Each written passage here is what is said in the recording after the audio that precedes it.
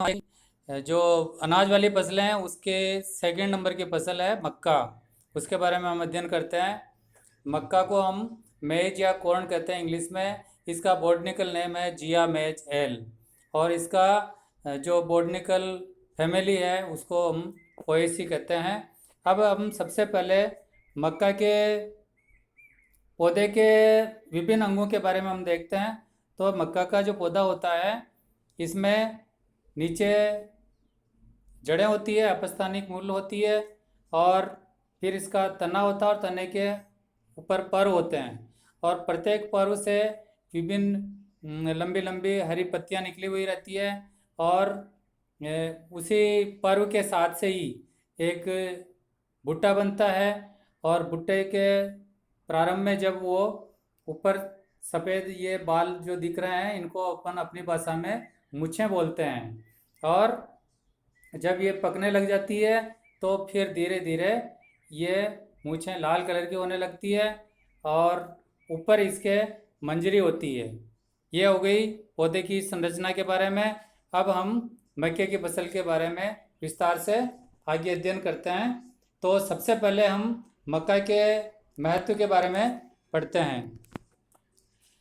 Importance है इसका। मक्का एक हमारे खाद्यान्न की मुख्य फसल है। मोटे अनाज की श्रेणी में आता है। इसे भुट्टे के रूप में खाया जाता है। और मक्का कार्बोहाइड्रेट का अच्छा स्रोत होता है। मक्का में कार्बोहाइड्रेट 76.8% होता है। दानों को भूनकर सत्तू के रूप में प्रयोग किया जाता है। और मक्का की उत्पत्ति अमेरिका तथा मेक्सिको मानी जाती है। राजस्थान में मक्के की खेती उदयपुर, भीलवाड़ा, चित्तौड़गढ़, बांसवाड़ा, डूंगरपुर, झालावाड़, श्री गंगानगर, हनुमानगढ़, भरतपुर आदि जिलों में की जाती है। और मक्के की फसल के लिए जो जलवायु है ये इसके लिए सबसे उपयुक्त जलवायु होती है उष्ण और आर्द्र जलवायु। तो इसके लिए यानी ये गर्मी की ऋतु की फसल होती है जिसमें आदर्श तापमान होना चाहिए इसका 24 डिग्री सेल्सियस से लेकर के 30 डिग्री सेल्सियस तक होना चाहिए। और पकते समय गर्म और शुष्क वातावरण उपयुक्त रहता है। पौधों की अच्छी पैदावार के लिए 60 से 70% अपेक्षित आर्द्रता होनी चाहिए। खेत की तैयारी के लिए मक्का के लिए उचित जल निकास वाली तथा बलुई दोमट व दोमट मृदा सर्वोत्तम रहती है। मृदा का पीएच मान 6 से 8.5 उपयुक्त रहता है। मक्का के खेत के लिए खेत की तैयारी में पहली जुताई मिट्टी पर लटने वाले हल से और उसके बाद में 2 या 3 जुताई हैरो या कल्टीवेटर पर ऐसे कर लेते हैं। और उसके बाद पाटा लगा करके मिट्टी को भुरभुरी बना लेते हैं। मक्का की उन्नतशील किस्में इम्प्रूव्ड वेराइटीज कौन कौन सी है? तो इसके लिए हमें 2 प्रकार की वेराइटीज होती है। एक तो शीघ्र पकने वाली जो 80 से 100 दिन में पक करके तैयार होती है। दूसरी वेराइटीज होती है वो मध्यम और देर से पकने वाली वेराइटीज जो 100 से 120 दिन में पक करके तैयार होती है। अब शीघ्र पकने वाली जो फसलें हैं उसमें उन फसल की जो मुख्य किस्में हैं इसमें बायो 9637, बायो 9681, HQP-M1, HQP-M5 और PEH-M5, PEH-M1, प्रताप मक्का 1। और इसमें संकर किस्में हैं जिसमें बस्सी सेलेक्टेड, GM6, नवजोत, माही कंचन, प्रताप मक्का 3, प्रताप मक्का 5, अरावली मक्का। और मध्यम देर से पकने वाली किस्में जिसमें 100 से लेकर के 120 दिन में पक करके तैयार होती है जिसमें डेक्कन 105, गंगा सफ़ेद 2, गंगा 11, माही धवल और कंपोजिट जातियां हैं जिसमें चंदन सफ़ेद मक्का 2, चंदन मक्का 3, चंदन मक्का 1। ये तो हो गई मक्का की उन्नतशील किस्मों के बारे में यानी किस्में। अब आगे लेते हैं हम बीज दर के बारे में। मक्का की फसल के लिए प्रति हेक्टेयर अपने को कितने बीज की मात्रा की आवश्यकता होती है? तो मक्का फसल के लिए संकर किस्में जो होती है उसमें 20 से 25 किलोग्राम संकुल किस्में और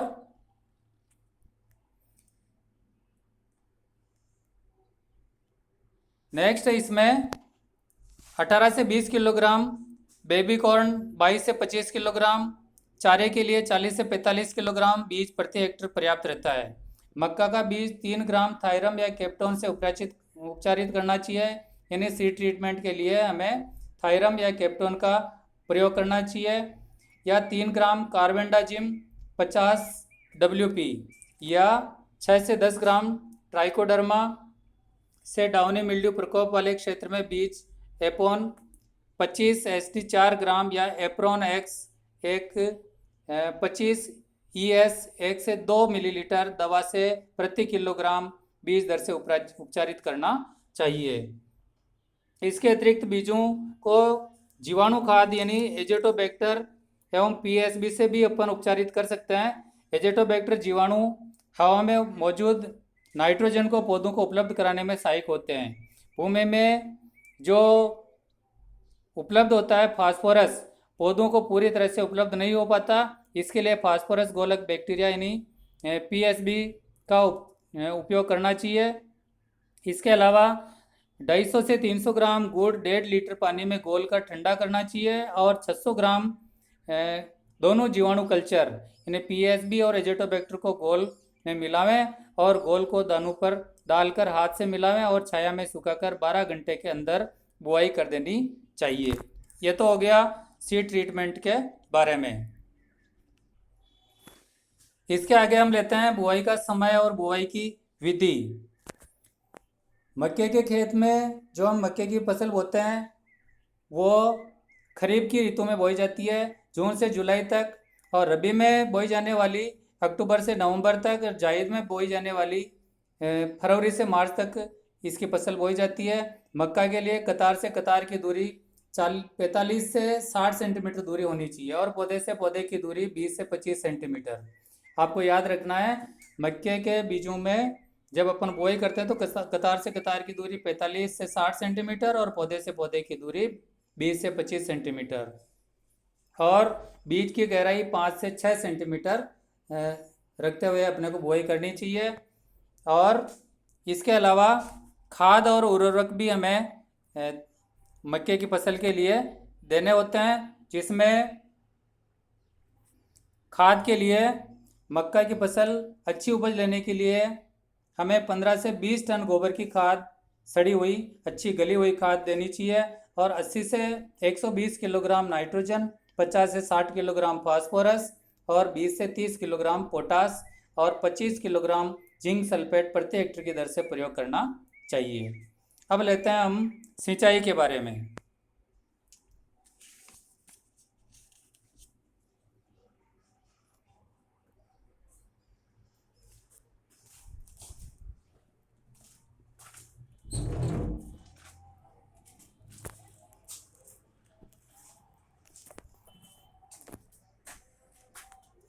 इरिगेशन के लिए राजस्थान में मक्का की खेती वर्षा ऋतु में ली जाती है। वर्षा न होने पर प्रारंभिक बढ़वार के समय, फूल आने के समय, दाना बनते समय और इसमें नर मंजरी आते समय पानी की अधिक आवश्यकता होती है, और मक्का के खेत में पानी नहीं भरा रहना चाहिए और इसमें जल निकास की उचित व्यवस्था होनी चाहिए, यानी भूमि में उचित नमी हो तब अपने को इसमें बुआई करना चाहिए। और एक बार उगने के बाद में अगर 15 से 20 दिनों तक सूखा भी आ जाए तो सिंचाई नहीं करनी चाहिए। और जड़ों में वृद्धि अच्छी होती है, इसके लिए आगे फसल की बढ़वार अच्छी करने के लिए घुटनों तक की अवस्था पर एवं माजरे निकलने के वक्त सूखा होने पर किसान सिंचाई अवश्य करनी चाहिए। और ग्रीष्मकालीन और शरदकालीन मक्का की फसलों में आवश्यकता अनुसार सिंचाई करनी चाहिए। अगर बूंद बूंद पद्धति की सुविधा हो तो इसका प्रयोग शरद एवं ग्रीष्मकालीन फसलों में मक्का की खेती सफलतापूर्वक की जा सकती है। आगे लेते हैं अपन अंतरा कृषि कार्य, इंटरक्रॉपिंग। इसका अर्थ ये होता है कि मक्का की जब अपन फसल की बुआई कर देते हैं उसके दौरान हमें बीच बीच में कौन कौन से कार्य करने होते हैं, जिसको हम इंटरक्रॉपिंग के नाम से जानते हैं। इसके लिए पहली निराई गुड़ाई बुआई के 20 से 25 दिन बाद, दूसरी 35 से 45 दिन के बाद करनी चाहिए। तथा खरपतवार नियंत्रण के लिए प्रति हेक्टेयर आधा किलोग्राम एट्राजिन 600 लीटर पानी में घोलकर बुआई के 48 घंटे के अंदर या अंकुरण से पहले छिड़काव करना चाहिए। और उपचार के लिए हमें कुछ प्रबंधन करने की आवश्यकता होती है।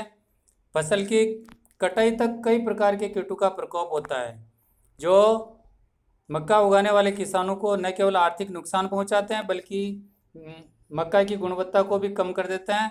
तो प्रमुख कीटों एवं इनका नियंत्रण इस प्रकार है। पहला है दीमक। खड़ी फसल में प्रकोप होने पर सिंचाई जल के साथ क्लोरोपाइरिफास 20% इसी 2.5 लीटर प्रति हेक्टेयर की दर से प्रयोग करना चाहिए। दूसरा है तनावेदक यानी माइजर स्टेम बोरर बोलते हैं इसको। इस के लिए कीटों के नियंत्रण हेतु कार्बोफ्यूरॉन 30 से 20 किलोग्राम या फोरेट 10 सीजी 20 किलोग्राम अथवा डाईमिथोएट 30% ईसी 1 लीटर प्रति हेक्टेयर अथवा क्यूनोलफॉस 25 ईसी 1.5 लीटर का घोल बनाकर छिड़काव करना चाहिए। इसके अलावा एक इसमें सफ़ेद लट यानी वाइट गर्ब होती है। सफ़ेद लट जड़ों को नष्ट करती है जिससे पौधा सूख जाता है। तो इसके लिए हमें कुछ जैविक नियंत्रण की आवश्यकता होती है। इसी तरह से मोइला भी हो सकता है। तो इनके लिए हमें जैविक नियंत्रण के रूप में कुछ तरीके अपनाना उचित होता है। इसके लिए 20 लीटर गौमूत्र में 5 किलोग्राम नीम की पत्ती, 3 किलोग्राम धतूरा की पत्ती, 500 ग्राम तंबाकू की पत्ती, 1 किलोग्राम बेशरम जो खरपतवार होता है उसकी पत्ती, 2 किलोग्राम आग की पत्ती, 200 ग्राम अदरक और 250 ग्राम लहसुन, 1 किलोग्राम गुड़, 25 ग्राम हींग, 150 ग्राम लाल मिर्च डालकर 3 दिनों के लिए छाया में रख दें और इस घोल की 2.5 गुनी मात्रा प्रति हेक्टर प्रयोग करें। इसे 2 बार में यानी 7 से 10 दिनों के अंतराल पर छिड़काव करना चाहिए। प्रति 15 लीटर पानी में 3 लीटर घोल मिलाया जाता है। छिड़काव पूरी तरह अच्छी तरह से पौधे को तर करते हुए करना चाहिए। फिर रोग के उपचार में तुलासिता रोग। अब तुलासिता रोग इसके लिए पत्तियों पर पीली धारियाँ पड़ जाती है। रोकथाम के लिए जिंक कार्बोनेट या जीरम 80% 2 किलोग्राम बुआई से पूर्व बीज को रिडामिल MZ 4 ग्राम प्रति किलो बीज की दर से उपचारित करना चाहिए। एक रोग होता है पत्ती धब्बा रोग, झुलसा रोग। इसमें पत्तियों पर बड़े या अंडाकार भूरे रंग के धब्बे पड़ जाते हैं। उपचार के लिए जिनेब या जिंक मैगजीन कार्बेट 2 किलोग्राम या जीरम 80% 2 लीटर या प्रति हेक्टेयर की दर से हमें छिड़काव करना चाहिए। और एक होता है तना सड़न रोग। इस रोग के लक्षण दिखाई देते ही 15 ग्राम स्ट्रेप्टोसाइक्लिन या 60 किलोग्राम एग्रोमाइसिन तथा 500 ग्राम कॉपर ऑक्सीक्लोराइड प्रति हेक्टेयर की दर से छिड़काव करने से लाभ होता है।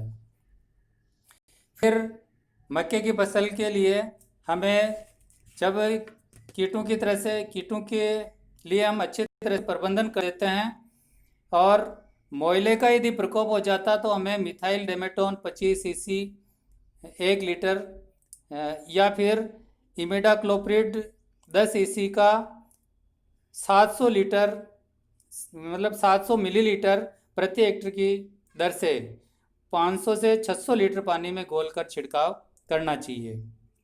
और इसी तरह से फड़का का नियंत्रण इसके लिए किसान मिलकर एक साथ करें तभी यह प्रभावी होता है। इसके लिए साइफर मेथ्रिन 10 सीसी इसमें 0.7 लीटर प्रति हेक्टेयर की दर से छिड़काव करना चाहिए। यानी वही वापस 0.7 लीटर को 500 से 600 लीटर पानी में मिला करके फिर प्रति हेक्टेयर की दर से हमें छिड़काव करना चाहिए। और खेतों में प्रकाश पास का इस्तेमाल भी कर सकते हैं और इकट्ठा हुए फड़कों को नष्ट कर देना चाहिए।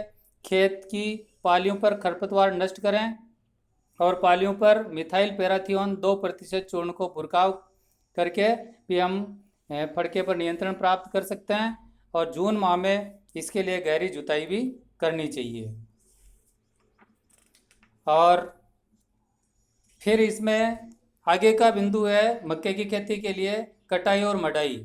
मक्का की फसल की अवधि पूर्ण होने के पश्चात चारे वाली फसल बोने के और दाने वाली की देसी किस्म 75 से 80 दिन बाद संकर और संकुल किस्में 90 से 115 दिन बाद और दाने में लगभग 25% की नमी होने पर कटाई करनी चाहिए।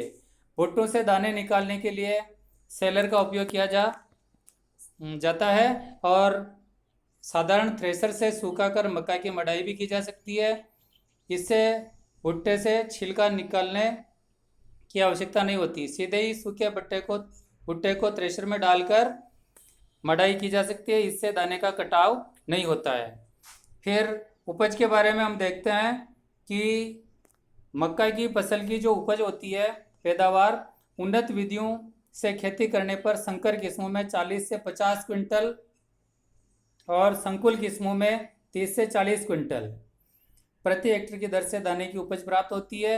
लगभग 30 से 40 क्विंटल सूखा चारा प्रति हेक्टेयर हमें प्राप्त होता है, जो किसान को पशुओं को खिलाने के लिए काम में लिया जा सकता है।